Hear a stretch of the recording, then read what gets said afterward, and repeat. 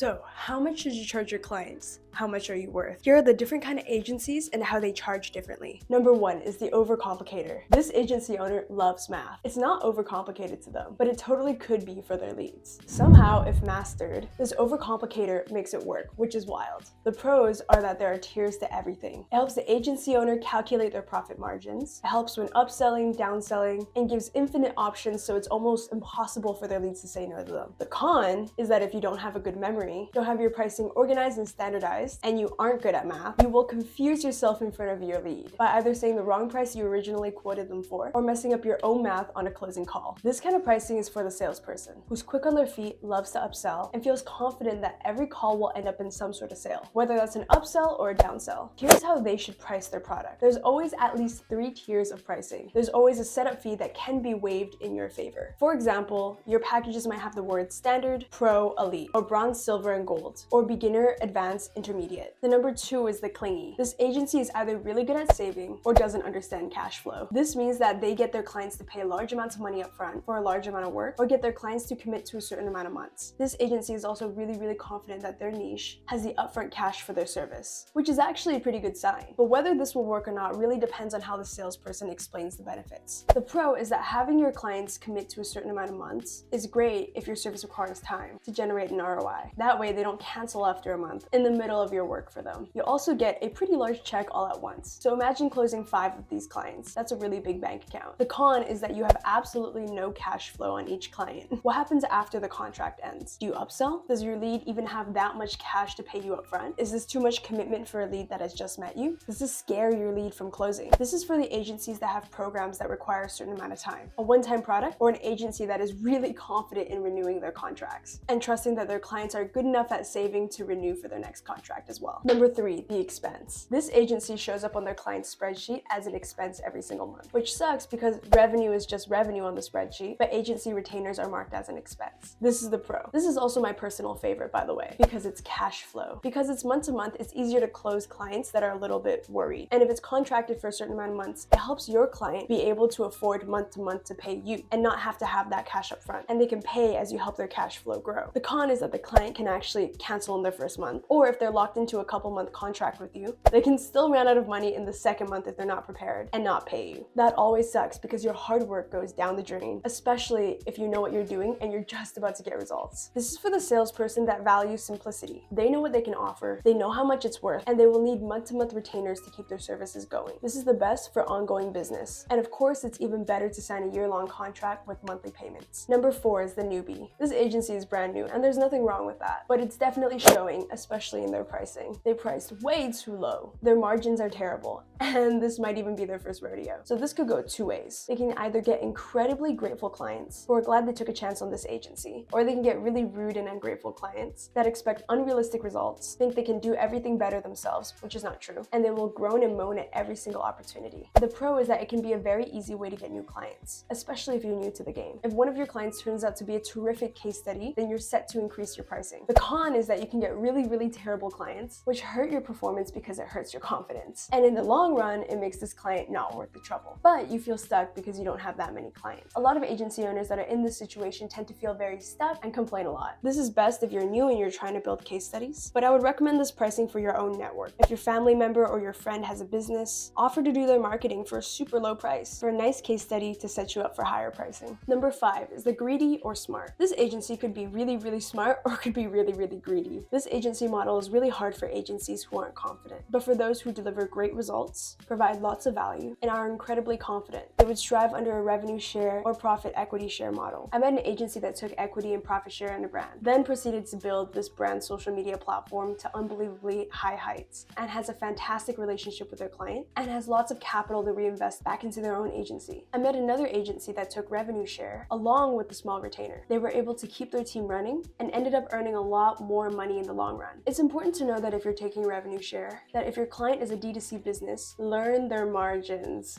Make sure that they are still going to be profiting a lot after you take your revenue share. Take care of your clients first. Look out for them and they will look out for you. The pro to this is if you're brave, if you're confident, if you can deliver, this will be very profitable for you and your team. In your first couple of months with this client, you might just have enough retainer to pay your team, but after a couple months, you might see profits beyond if you were to charge a high retainer. The con is that people might not want to give you revenue share or equity and profit share. It might be harder to sell. If you don't have your leads on contract, you might not even see the profits of hitting revenue share. And if you're just starting out, you might not have enough money to keep paying your team. So now that you know the 5 ways to price your agency, will you test out different pricing structures, or will you find one and stick to one? That's the fun part. Happy closing. Also, my name is Brandie Wong, and I'm the founder of Totally Branded. We're an operations and strategy agency done with you, also known as fractional COO, and we work with digital agencies. Our current offer is that we help agencies add 7K to their revenue in our 7-day free trial, or fill up an empty pipeline within the 7-day free trial. If you like this video, please make sure to like and subscribe, or follow along with me in my travel journey. I'm currently in Bali, Indonesia. Next month, I will be traveling to another country. If you wanted to get in touch with me, or you just want to say hello,